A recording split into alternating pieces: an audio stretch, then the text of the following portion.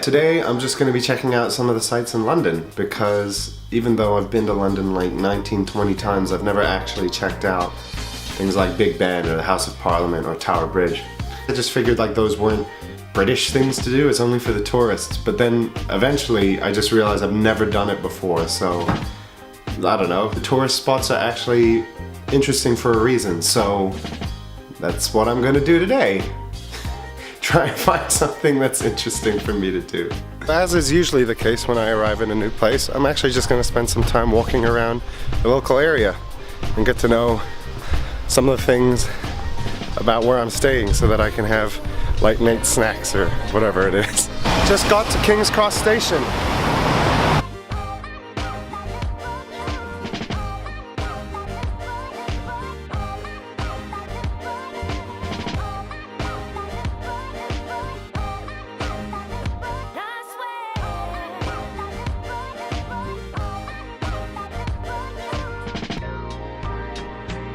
So like most nerds, I was here for the platform 9 3/4, but with a line like that, I can't be bothered, especially not if I'm going to be alone. So, I don't know, I'll go find something else to do. But it was cool to see, especially all the wands and stuff. That's a bit much. And this guy's fallen. Since King's Cross was a bust, I'm walking from King's Cross all the way to Big Ben. And on the way we'll see things like the Royal Opera House, Trafalgar Square. So, not a bad day, not a bad turn of events. Maybe I'll check King's Cross to see if it's not as busy tomorrow. But for now, London. It's the only one in all of London, in every single country. This Monday's already pretty great.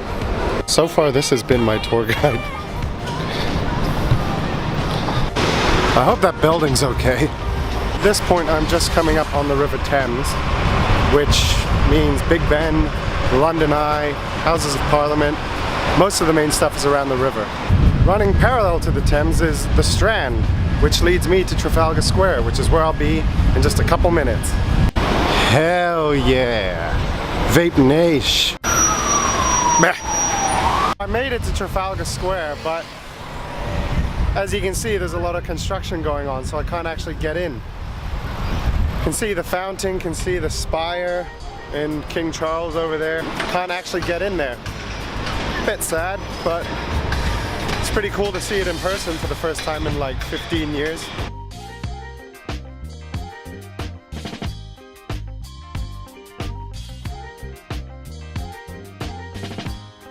So Trafalgar Square was closed, but not far from Trafalgar Square is St. James's Park, which is where I am now.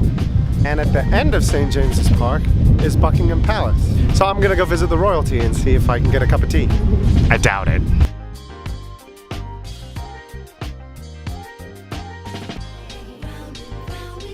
There are a lot of tourists here.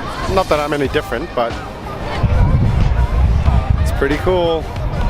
Royalty in there. Not really close enough to see the guards properly. Should have brought a different lens, but this one's much easier to carry.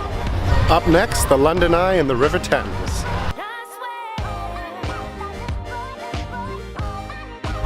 Hello, ducky.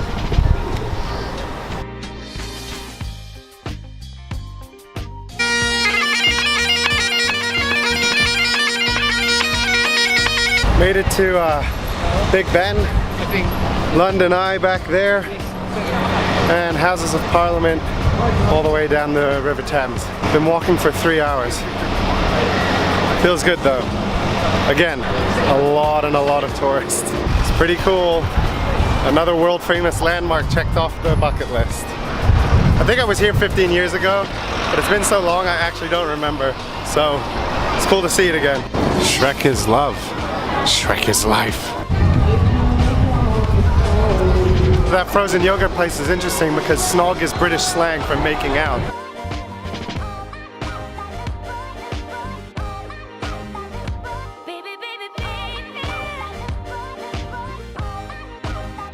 So I had lunch with some friends from Sydney, and now I'm just continuing to walk down the Thames, and I found like this little nice park with a bunch of boutique stores and little restaurants and stuff. It's really cute.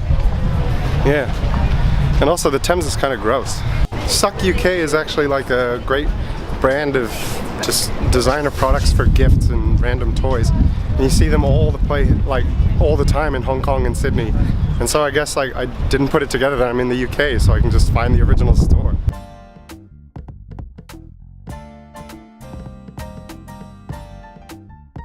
Here's the Millennium Bridge, built obviously at the start of the new millennium in the year 2000. And I remember some people thought that it was particularly scary because you can actually feel the bridge move, particularly when it's really windy. Today's not too bad, but you can actually still feel it moving. Shakespeare's Globe Theatre, just behind me. Reconstruction, rather. Hell yeah, another one. We are now on the London Bridge. So, a lot of you might know that from the nursery rhyme, London Bridge is falling down. A lot of you might be thinking of that bridge in the distance. That's the Tower Bridge of London. And we're gonna go see that too, but this is London Bridge and it's actually kind of boring. Nothing too special. I was erected 5 minutes ago. Currently this is a place called More London. Apparently that's the actual name of this little section. It's like kind of real modern, but it's just called More London. Whoever was developing it was just like, you know what, we need more London. And so they made More London, and I guess that's just what they named it as well. Here we finally are at the Tower Bridge, only 7 hours later from when we first went to King's Cross.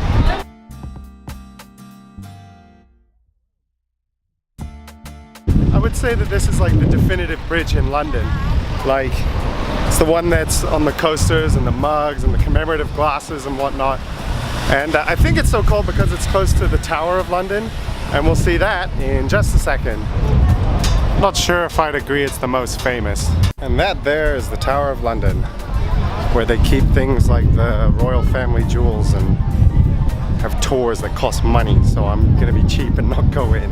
So that was pretty much all of the major sites here in London.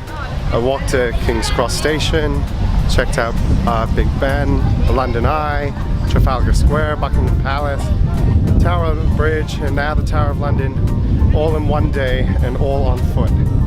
It took like 9 hours and I'm extremely tired, but worth it. Sorry, only 7 hours or something like that. You get the picture. So thanks for joining me and looking at some of the most exciting tourist spots in London, England. Stay tuned for the next vlog where I do, who knows, other random England crap. See ya.